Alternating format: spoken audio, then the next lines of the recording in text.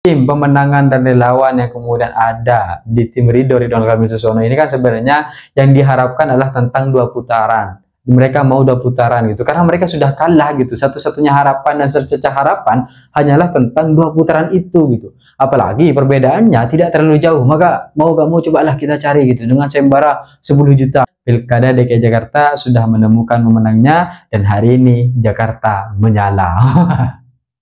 Terima kasih Pak Ridwan Kamil sudah merantau.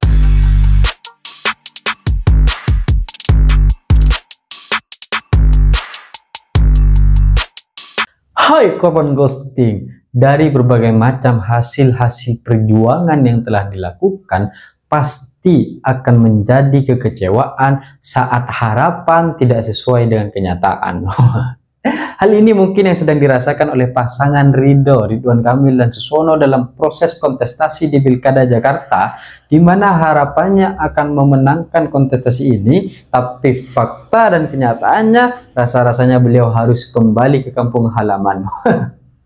Karena dari berbagai macam hasil-hasil survei yang ada dan hasil-hasil quick count yang ada, tidak ada satupun yang akhirnya mempotensikan diri sang Ridwan Kamil dan Suswono untuk menangkan proses DKI, proses pilkada di Jakarta gitu. Semuanya sudah mengatakan bahwa Ridwan Kamil dan Suswono kalah. Dan hari ini Pramono dan Bang Dul memberikan konversi pers dan menyatakan kemenangan 1 putaran pilkada DKI Jakarta.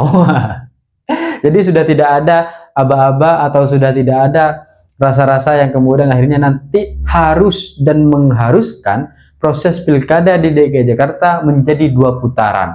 Karena dari berbagai macam hasil-hasil yang ada dan apa yang kemudian dibacakan oleh Pramono adalah hasil-hasil C1 yang kemudian dikumpulkan oleh relawan-relawan yang sudah dipersiapkan sejak awal.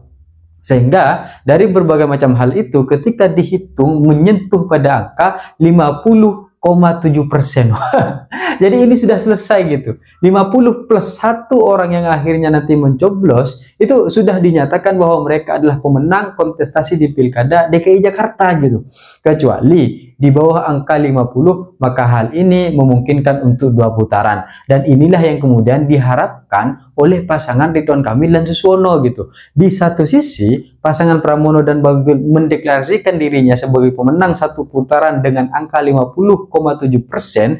Di satu sisi yang lain, Ridwan Kamil beserta seluruh timnya juga mendeklarasikan bahwa angka yang kemudian didapatkan oleh Pramono dan angka yang kemudian didapatkan oleh Ridwan Kamil dan Suswono ini adalah angka yang kemudian semuanya di bawah 50% gitu.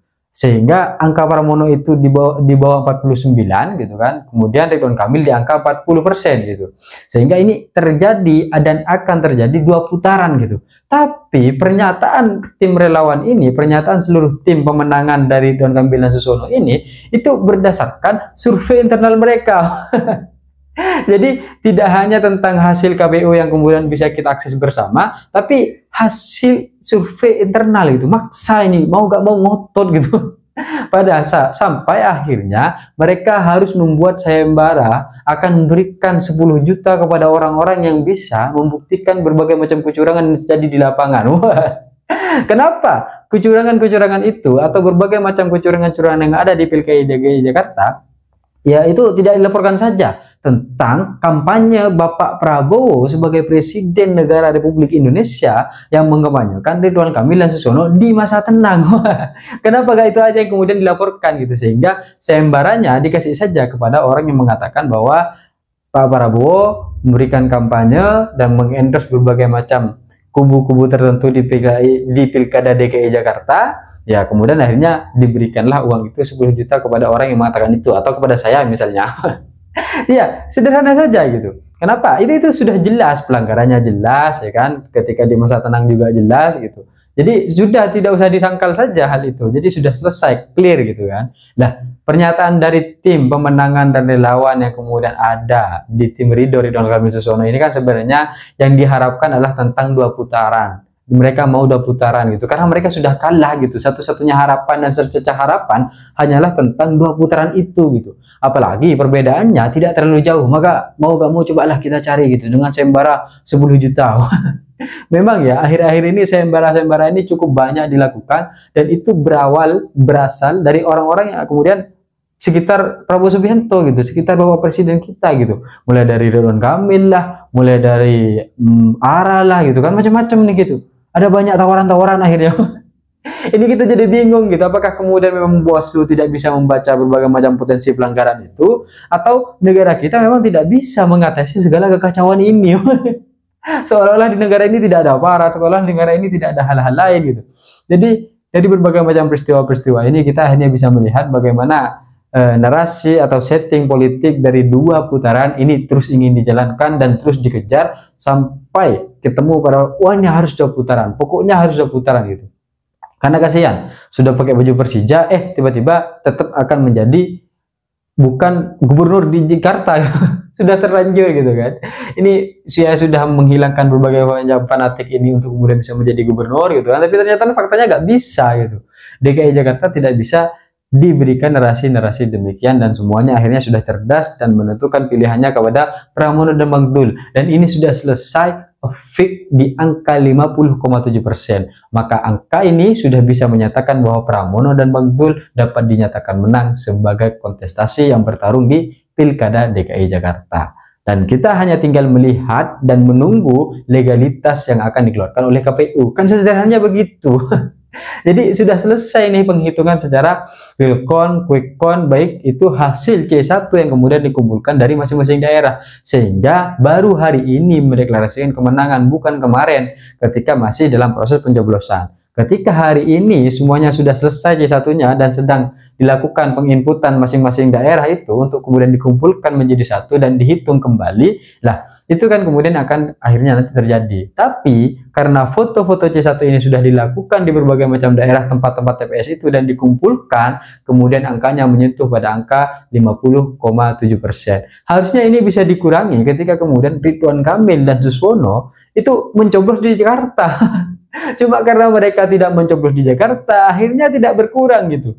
Akhirnya potensi yang kemudian harusnya didapatkan oleh Ridwan Kamil dan Suswono dengan 2 suara itu nggak bisa dicapai.